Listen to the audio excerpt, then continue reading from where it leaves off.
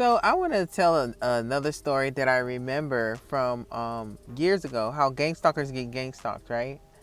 And this is how this story is gonna end because they have done this a trillion gazillion times. Like I said, it is a game. It is an exercise, and when they're done, they literally dispose of the gang stalkers. We are the ones.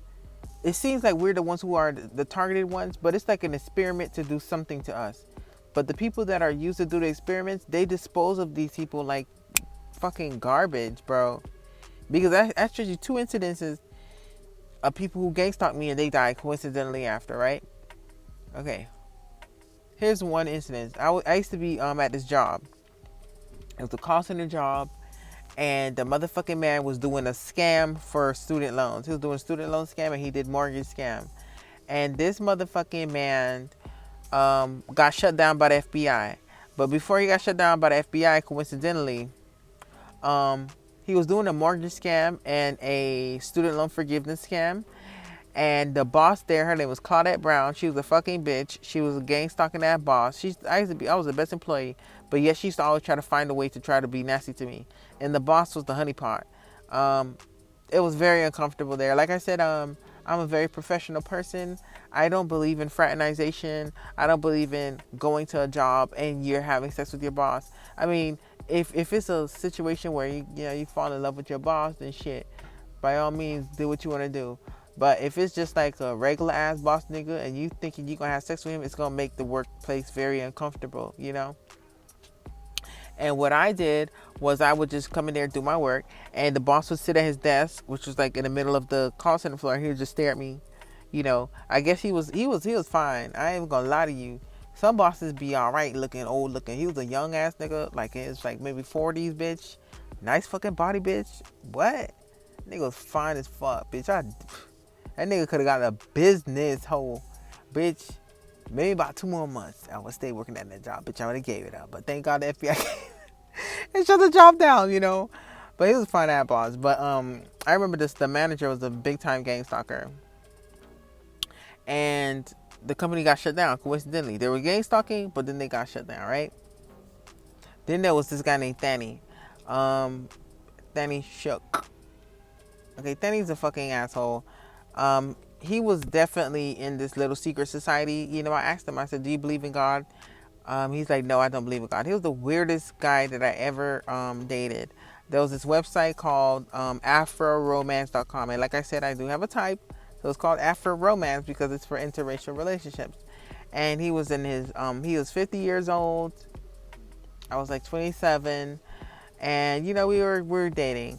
And the guy approached me. He saw me on the website and he was like, hey, what's up? Can we go on a date? Coincidentally, I lived in a hotel in downtown and he fucking lived, he lived in Palm Beach Gardens, but he had a big fucking shoe store in downtown, which got closed down coincidentally, just like the fucking call center.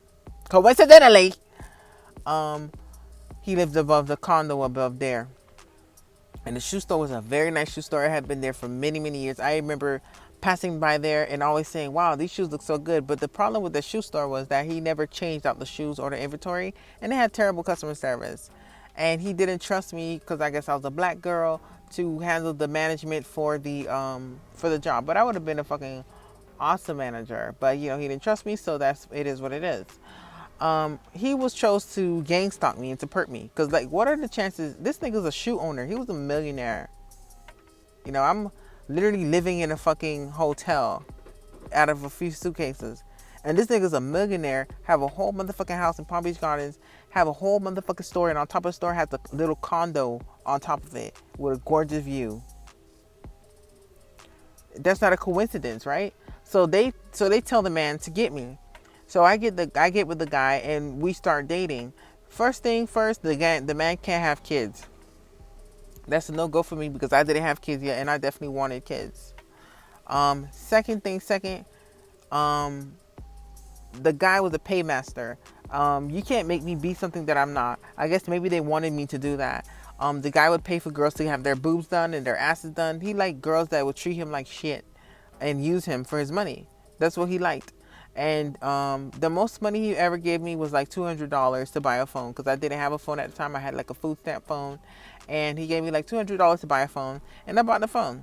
Whatever, he was a cool dude, but he was definitely a pagan because one of the weirdest things that I remember about dating him was after we would have sex. Like, sex was fucking amazing. But first thing first, he was an alcoholic. Like, he was an alcoholic. And second thing second, he we would have sex, and after having sex he would put on, like, I think it was Netflix or Hulu, the Bible.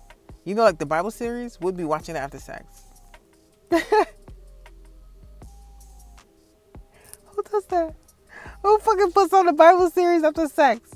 That's fucking weird, bro. Like, we just had fucking dirty fucking talking ass hot fucking sweaty sex.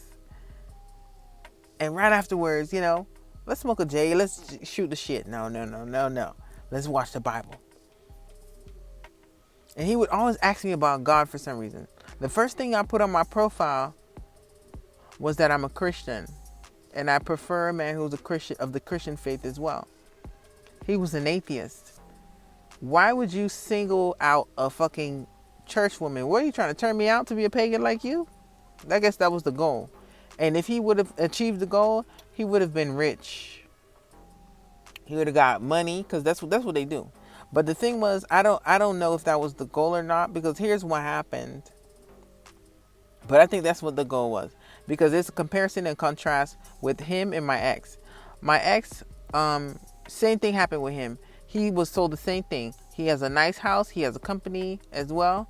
And if you can get this girl to be with you, then we're going to give you money. We're going to give you extra businesses. And we're going to give you all this kind of shit. But you have to get her to take the deal. So, boom. He gets me to take the deal. Then, like literally a few days later, this girl who's a hooker, who was the girlfriend of my friend James, who's not my friend at all, comes, and she kind of like tries to offer her services and stuff like that. And they throw little honeypots in there to see, is it true? And he doesn't fall for it, I guess, at the time. And they say, okay, well, we're gonna give you the grant. With Fanny, on the other hand, I was with this guy Fanny. We were hitting it off. I liked him. The only thing that I didn't like was the one he would, and not only that, they would do theater literally while we were together. I remember one day that we came from a date. We would walk to most of our dates because there's a lot of restaurants in downtown West Palm Beach. Like I said, the guy was a rich guy. You know what I mean? Like, I have been around the block. I mean, I could date any guy that I want right now, but I'm not going to lower my standards. I'm going to have someone that's equally yoked to me, bitch. I don't want to date any more pagans. I've had enough pagans. I'm good. So we would walk to our dates most of the times. I mean, he had a Ferrari, he had a nice car. He had everything. And when we were walking right by the police station, a homeless man started screaming and like doing the street theater. And the guy had a concealed weapon. And the guy who was doing the street theater was the black homeless nigga. And the black homeless nigga was screaming out, "Nigga, I'm gonna motherfucking kill you, nigga. I'm gonna bust your motherfucking head." And he was saying that shit loud. And the guy, Thani, was kind of like startled a little bit. And he grabbed his pistol and took it out the motherfucking holster. And I was like, and I put my hand on his hand. I said, "Thani, don't do it." And he's like, "Oh no, I'm just trying to protect you. Use me as a reason to be pow on a black person." I said, "Thani is just a homeless fucking hobo who's talking shit. He's probably drunk. He's gonna sleep it off on a bench somewhere. Don't kill him." It could have been another girl there. That other girl would have definitely been like, "Oh my God, I'm so scared. Shoot this nigga." And you know what? He would have shot that homeless ass nigga, and he would have definitely got away with it because the man did yell out that he was gonna kill him. The guy was kind of like coming towards our personal space. This man's white. He's in a cult. You know what I mean? Perfect situation. But that day I said, "No, please don't do it," and he didn't do it. So that's one reason. Not only that, Thani was being gang stalked himself. Thani was used. Thani's job was to gang stalk me. They wanted Thani to change me, into something different.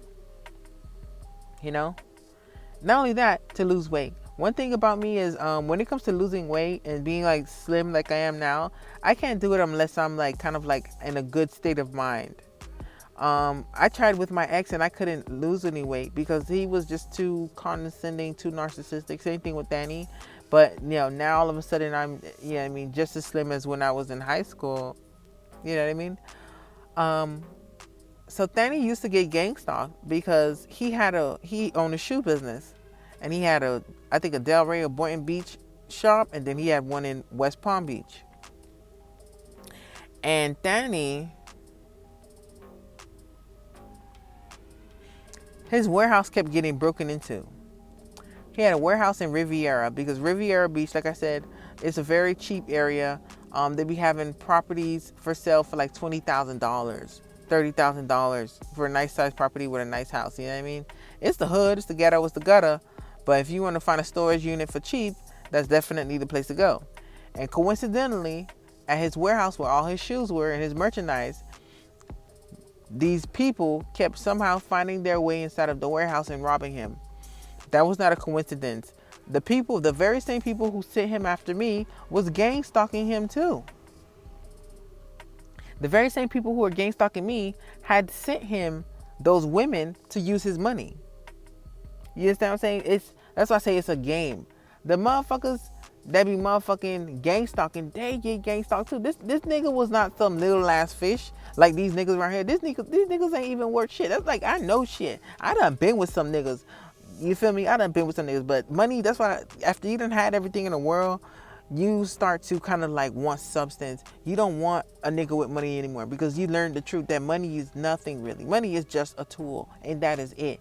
If you date a nigga based on the fact that he have money, you know what I mean? Your life gonna be miserable. You only with him because of the tool that he has. There's no substance to that relationship, and any little thing that come along, bitch, you just gonna be in trouble.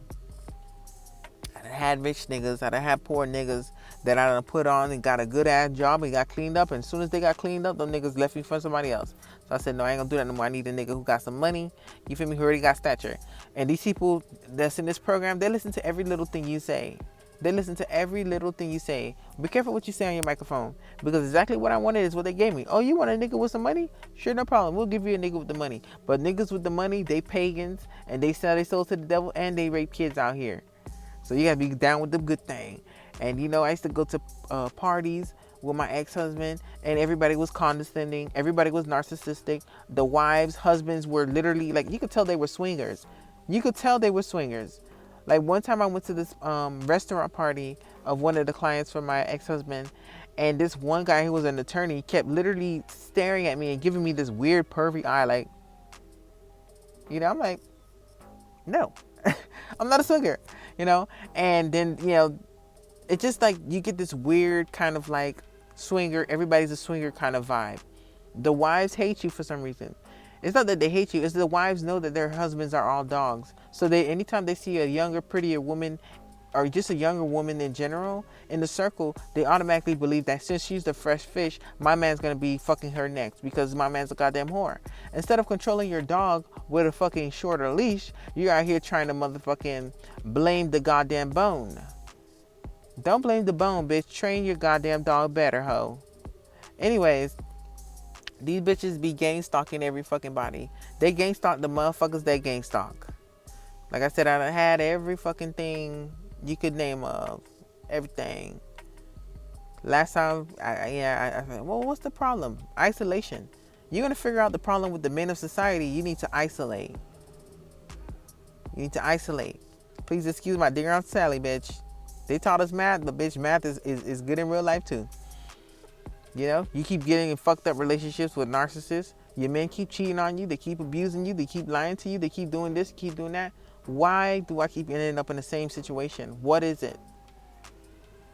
It's the game. It's the gang stalking program. There will never be two targeted individuals and empaths too close to each other. Never. They won't let it happen. Like I said in a previous video, something must happen when this happens. That's why they space us out so fucking far apart and so much, you know.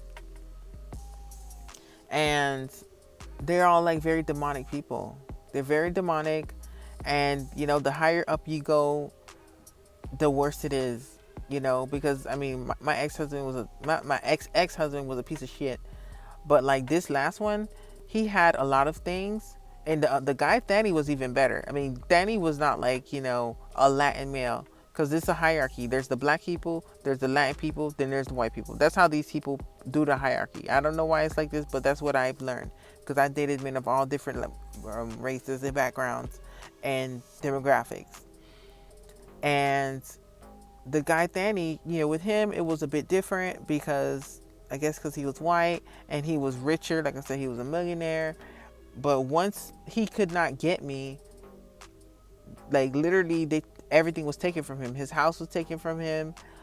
His businesses was taken from him. And you wouldn't believe it, but right now, this nigga's like a security guard. Maybe he got an upgrade as far as careers, but he was a security guard. How the fuck you go from being a motherfucking millionaire, owning 2 motherfucking stores and a warehouse, and having everything you want, to being a goddamn security guard?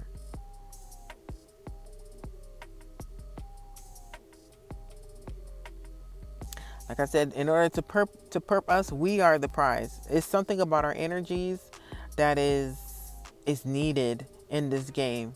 They make it seem like, but our energies are needed in this game. That's what I figured out, because I've showed 2 scenarios, 2 businesses. That's how I know what's going on with my ex-husband. Because your job is to keep, the gal, whatever the case is. But I don't give a fuck what's going on him, bitch. I put curses on that nigga. Because I could do it. But these people, they're crazy. The higher up you go, the more fucked up shit you have to put up with. Like I said, I've been with niggas of all demographics and all walks of life. And let me tell you a strange thing. Let me tell you, that's a good thing I ain't been to no church, because all churches are cults anyway.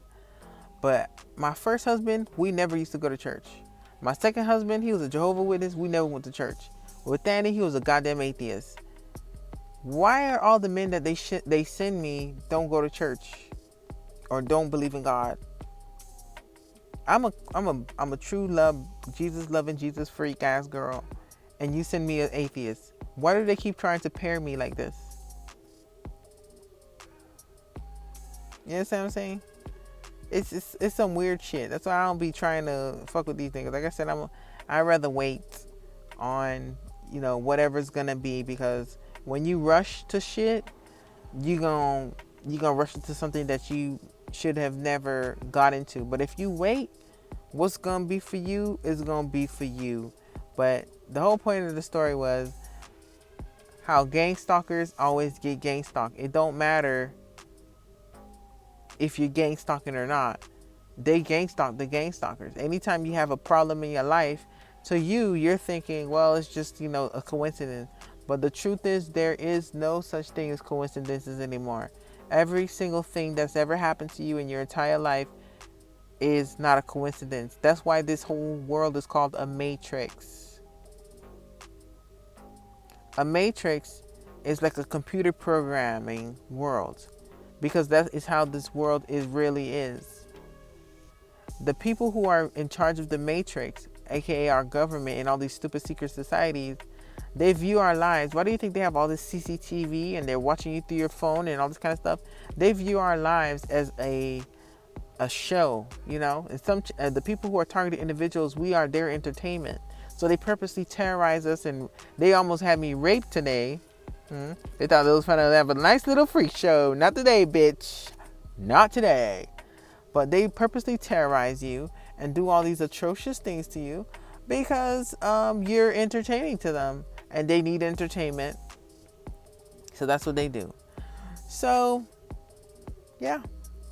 This is a matrix. And everything bad that's ever happened to you, it's never been a coincidence. And it's not God. Because God don't do stuff like that. And God don't test people. That is verbatim what the Bible says. The Bible says that God does not test you. It's the devil that does that. When Job got tested, God did not test Job. It was the devil who said, hey, God, let's do this. Don't forget. God don't be out here putting shit on nobody.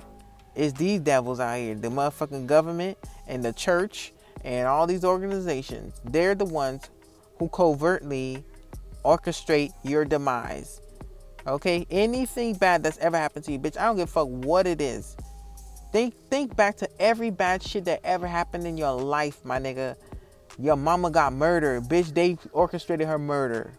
Bitch, your child died, bitch, they orchestrated your child dying. Bitch, you had a miscarriage, bitch, they orchestrated the miscarriage. Bitch, you got fired, bitch, they orchestrated the firing. Bitch, you got evicted, bitch, they orchestrated the eviction. Bitch, you got jumped and robbed and raped, bitch, they orchestrated that too. It's not impossible. I swear to God, that was all orchestrated by your United States government, your UK government, your Canadian government, no matter what government it is. This experiment has been going on for years. Cameras and all this kind of stuff has been around for many, many, many, many years. Just the CIA is the one who had the access to it. And the elites. So just think back, whoever's watching this video, really write down on a piece of paper all the worst fucking things that's ever happened to you. You probably were molested as a child, probably got raped one time, probably got robbed, your husband cheated on you. Who do you think sent that fucking honeypot to your husband? Who do you think sent the car that hit your motherfucking mom with the car when she died? Everything is a calculated move, just like chess. Chess, okay? These people have orchestrated every bad thing that's ever happened in your life. Fate is real. Sometimes things happen, but these people are trying to play God. That's why they try to pretend to be everywhere at the same time. Try to always be omnipresent and all this kind of bullshit. Pretend like they know shit. You don't know nothing. You're just a fucking bored ass, degenerate ass loser that have no life. You just watch me all fucking day, bitch. You can't even motherfucking get on Netflix like a normal person, bitch. You gotta be watching me all motherfucking day with your little life having ass. You understand me? So, literally write down a list. Write down a list. And think of all the bad things that's ever happened to you. Okay? I have a video on here. Well, there's a lot of different sources. There's a guy named Elihu Helm. I follow him on YouTube, and you can watch his videos. He talks about how they be orchestrating people to get killed and shit. They have secret life insurance policies right within your family. And then there's other targeted individuals talk about how they were sexually assaulted as children. Some even talk about being raped. I mean, it's all types of fucked up shit that these people do. You understand what I'm saying?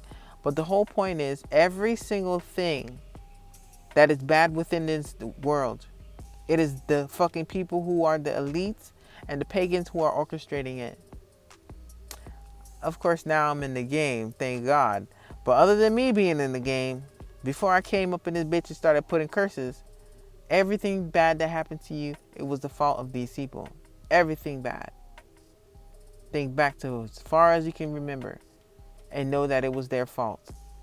And if you have any questions, you could leave a comment and I'll be happy to answer and tell you and explain to you how it was their fault for whatever the situation was.